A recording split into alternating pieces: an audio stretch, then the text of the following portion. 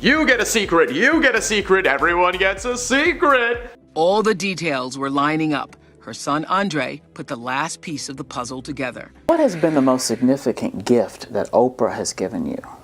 I would say Oprah Winfrey. What people are beginning to do is see you for who you are. Oprah Winfrey has always been candid about her tumultuous family life, with stories of betrayal and hardship often overshadowing her personal narrative. Yet, in a surprising revelation over a decade ago, Oprah introduced the world to a secret family member, a half-sister named Patricia Lofton. In 1963, Patricia Lofton was born to Vernita Lee, Oprah's mother. At the time, Oprah, aged 9, was living with her father and had no knowledge of her mother's pregnancy. Vernita, unable to afford another child, decided to place Patricia for adoption. For decades, Patricia lived unaware of her biological family's identity, while Oprah remained oblivious to her sister's existence. It all started about 60 years ago when Oprah's half-sister Patricia Lofton was born in 1963. Oprah explained that at the time, she was already 9 years old, but she was living with her father, so she had absolutely no idea that her mother was pregnant.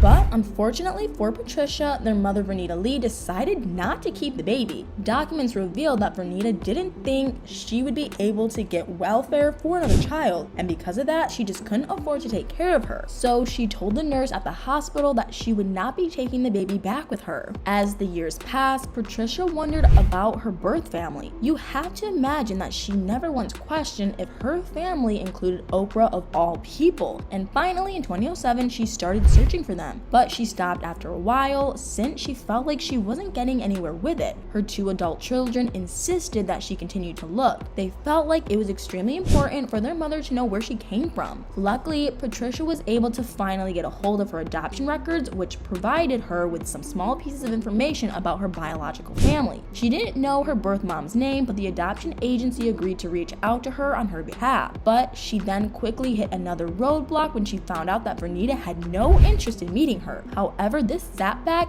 didn't keep her from learning the truth. Call it a coincidence or maybe a twist of fate. But the same day, Patricia saw the local news and there was a story about Oprah's mother. In the story, Oprah's mother described how she had 2 children who passed away, something that surprisingly matched the information that Patricia had seen on her adoption papers. Not only that, but her adoption papers also mentioned that she had 2 sisters and a brother, but that only one sister was still alive. And in the news segment, Oprah's mother also disclosed that one of the names of her 2 children who passed away was also Patricia. And at that point, Patricia was sure that Oprah's mother must be her mother too, since she also knew that she and one of her sisters share the same name. Patricia visited Alicia's restaurant and revealed her suspicions. Alicia and her brother, upon talking to Patricia, noticed striking resemblances to their mother. They agreed to a DNA test, which confirmed their biological connection. The family then deliberated on how to inform Oprah, who was eventually told by her assistant.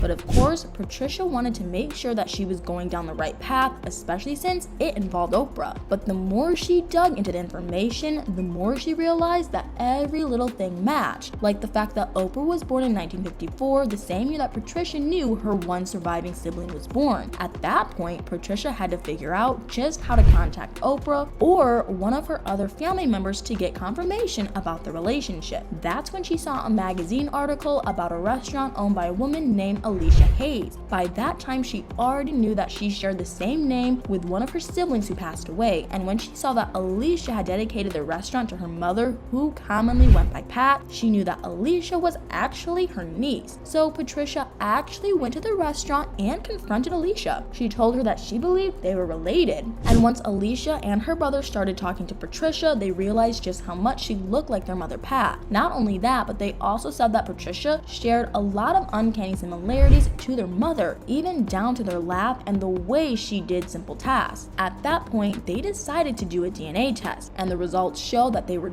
definitely related. Once they realized that she really was who she thought she was, the family started scrambling to figure out how they were going to tell Oprah. And Oprah even said that it was kind of frustrating since her family knew about it for months before they finally told her. And and it seemed like every person she talked to said that she needed to get the information from someone else. But finally, Oprah's assistant said that she knew what was going on and told Oprah that she had a sister. Oprah and Patricia finally met on Thanksgiving Day of the same year. The reunion was profoundly emotional, as Patricia's primary concern was meeting her sister, not Oprah the celebrity. Patricia's integrity and lack of interest in exploiting their relationship for fame or fortune deeply moved Oprah, who had faced betrayal from other family members. So a few months ago, right around Thanksgiving, I found out that I have a half-sister I never knew about.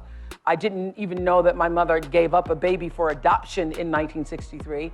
I can't tell you how many times I've done a story like this on the Oprah Winfrey Show and seen the surprise on somebody else's face. It's not something I ever thought would happen to me or our family. Needless to say, it's something you need to process when it happens. And I'm telling you today because my family and I agreed that we wanted to do it on our terms and not have it become some big tabloid spectacle with all of the facts getting confused. So I have told you as honestly as I know how, because I wanted you to hear the truth from me. My sister Patricia is here. Come on out, Patricia.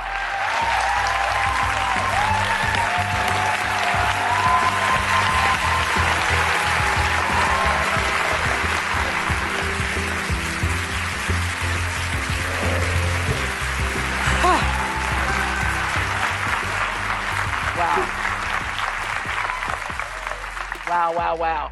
Now, I tell you what is so remarkable to me about you and your son and daughter, my new niece and nephew. What is so remarkable to me about this story, and it's gonna make me cry, so just be patient. Since I have been a person known in the public, there have been few times that I've been anywhere and not been sold out. There have been few times where you can bring anybody new into your life and not have that person in some way betray you or use you or take advantage of you.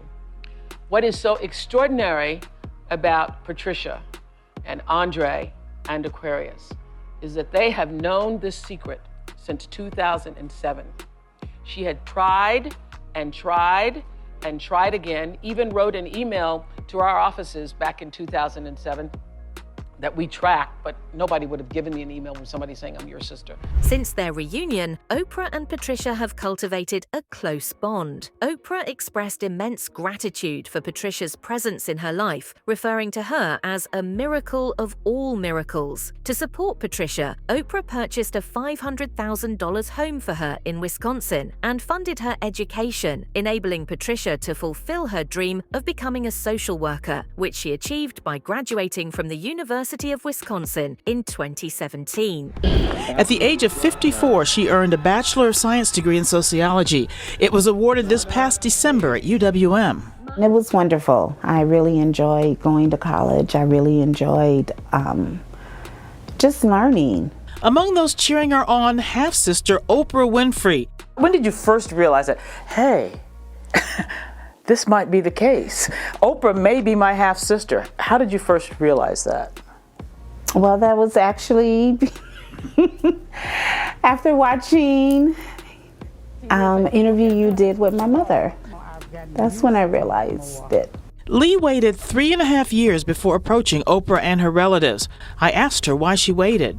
It was the right thing to do.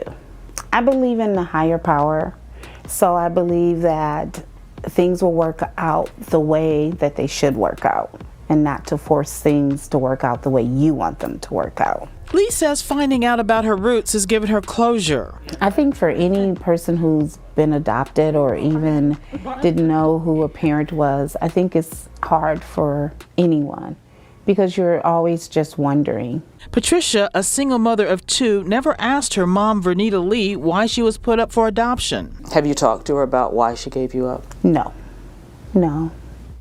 It happened. So, and it happened for a reason.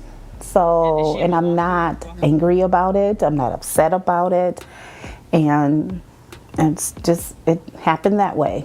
That's how my life was supposed to go. How has life changed now? I think about the only thing that has really changed is just knowing my family. Now, was this a surprise 50th birthday party? No. Patricia shares pictures of her 50th birthday party, which her famous sister helped her celebrate. Is this you and Oprah? Yes. Incredibly, Lee tells me none of her UWM classmates knew she was Oprah's half-sister. Her goal was just to get through school. And now that she knows her roots, she looks forward to the future and wants to use her degree for the greater good. Go and do something that is going to actually give back and help people. She's grateful for her education, family, and of course the bond she's formed with her famous sister. What has been the most significant gift that Oprah has given you? Her love. Oprah Winfrey is one of the most influential and successful celebrities of our generation. Her rise from a television host to a media mogul has been remarkable, but her career is not without controversy. From her associations with questionable figures to allegations of exploiting trauma, Oprah's actions have often sparked debate. However, while these seem to have been her primary focus, the famed presenter hasn't always been objective with her power. Maybe if she had been cautious about using her power in situations that are not entirely ideal, she might have gotten away with it. But it's mostly been the opposite with her, as there have been almost endless cases of her not just going against the very humanitarian message she's made her brand about, but she's also crafted an entire genre of television out of exploiting other people. If you've seen her highest-rated shows, you'd know that although it's impossible to take away the fact that she might be one of a kind in the industry, one of the things that has helped her rule her line of work is her focus on highlighting people's pain. Granted, there have been several people on her shows that just came there because they were successful in their line of work, or they could do something incredible on live TV, but what she seemed to have focused on above other people's success stories was their pain. It was almost like she had hacked humanity because the painful stories she seemingly used to uplift her image took a direction that couldn't be described as anything other than dark. One of the more controversial moments in Oprah's career involved her interview with Mary-Kate and Ashley Olsen. The Olsen twins, known for their struggles with weight and eating disorders, were subjected to invasive questions about their size during a 2004 interview. Oprah's line of questioning was seen as insensitive, especially given Mary-Kate's ongoing battle with an eating disorder at the time. This moment highlighted a pattern of stirring controversy for the sake of engaging television. Hey, what's up you guys? It's Susan Morad right back here on Clever News. And fans are furious after an old Oprah interview resurfaced on TikTok where she mocks teenage Mary-Kate and Ashley Olsen about their clothing size. World-renowned former daytime talk show host Oprah Winfrey is under fire after a 2004 interview surfaced in which she blatantly asks actresses Mary-Kate and Ashley Olsen about their clothing size. The interview appeared on TikTok when the account 2000s Hollywood shared a cringeworthy clip as the twin sister child stars, who were just 17 years old at the time, appeared on the Oprah Winfrey Show and addressed the rumors surrounding Mary-Kate's eating disorder. Later that year, she did end up checking into rehab to undergo treatment for the disorder. However, it was clearly something she was deeply struggling with at the time, which angered fans even more hearing how Oprah handled the situation. Oprah started off the interview by asking, quote, "I know a new rumor that's recently surfaced has really upset you, right? You know, the one about eating?" Ashley was quick to step in and address the rumors, saying, quote, "Yeah, you know, people are gonna write what they're gonna write. We try not to read the good or the bad because it just comes with the territory. Either you're too fat, too skinny, and people are just gonna write what they..." But before she could even finish, Oprah chimed in with another question that made both Mary-Kate and Ashley visibly uncomfortable. Take a look. What size are you, by the way? Size? Yeah, I always like to know. Really sure. You're not sure? Girls and, you know. That's so interesting. After Oprah appeared to seemingly sarcastically mock them about not knowing their clothing size, the audience broke out into a wave of laughter. But fast forward many years later, and the interview has since been labeled as problematic and damaging to a young woman's image. Fans immediately began posting comments about how insensitive it was of Oprah to ask such a personal question in the first place, especially knowing what Mary-Kate was going through at the time. One user pointed out, Ashley answering for Mary-Kate because she knew she was uncomfortable. Another fan said, I know we're living in a different time, but how did they think this was okay? Because they're young? In 2007, Oprah opened the Leadership Academy for Girls in South Africa, a $40 million school inspired by Nelson Mandela. Despite good intentions, the school quickly became embroiled in scandal. Virginia, a dorm matron, was accused of sexually abusing students. Although she was acquitted, the incident brought negative attention to the school and Oprah. Subsequent scandals, including incidents of bullying and even the tragic discovery of a dead newborn, further marred the school's reputation. Oprah's swift response to investigate these issues personally demonstrated her commitment, yet the recurrent problems raised questions about the school's management and oversight. Oprah's association with Harvey Weinstein has also been a point of contention. Despite Weinstein's well-known reputation for sexual misconduct, Oprah maintained a friendship with him for over 2 decades. Allegations surfaced that Oprah supported Weinstein even after his behavior became public knowledge, casting a shadow over her commitment to supporting victims of abuse. In contrast, Oprah was vocal in condemning Michael Jackson following the Leaving Neverland documentary, which led some to accuse her of selective advocacy. When some people think Oprah Winfrey, they think Harvey Weinstein because they have been linked together so often. First off, Oprah and Harvey have been friends for over 2 decades. A lot of people use the argument that she didn't know about what he was doing, but that's impossible because everyone's known about Harvey Weinstein's reputation ever since the 90s. If you guys don't know who Harvey Weinstein is, he is a major film producer who is pretty much the face of the Me Too movement because he was called out by a bunch of different actresses who he violated. When he was getting canceled and exposed for everything that he has done, Oprah allegedly called him and offered her support. Even though Oprah's team denies this, I believe it because Oprah has been close with Harvey and she has showed him some sympathy over time. Even though he is a disgusting man and he deserves to rot in jail. In 2010, Oprah featured Joan Teixeira de Faria, known as John of God, on her show, presenting him as a miraculous healer with spiritual powers. This endorsement significantly increased his visibility and clientele. However, it later emerged that John of God had sexually abused numerous women under the guise of spiritual healing. While Oprah later expressed sympathy for the victims, her initial support of Faria facilitated his predatory actions. I want to talk a little bit about another celebrity that Oprah actually put onto her show and made him even more famous. Oprah legitimized this celebrity healer, John of God, by featuring him on her show, and this man is a criminal. So this guy, John of God, was based in Brazil, and he had a facility which was a healing facility, and supposedly he used his spiritual powers to heal people. It's kind of freaky that Oprah's list of friends include all of these criminals and these people who go and violate others. I actually read one story about John of God where he had this woman come to his healing center once, and then the second time she came, they had a private consultation where he ended up R-wording her. This man would use his spiritual healing power to take advantage of vulnerable people and be selfish with them and do whatever he wanted to do with them. Oprah Winfrey's legacy is a complex tapestry of groundbreaking achievements and contentious actions. Her career, marked by incredible success and significant controversy, reflects the multifaceted nature of public influence and responsibility. While her contributions to media and philanthropy are immense, her decisions and associations have often cast a shadow over her public persona. He is also the creator of many talk show celebrities, namely health expert Dr. Oz and life coach Dr. Phil. Now, before Dr. Phil had his own show, Oprah had asked him and his courtroom consulting firm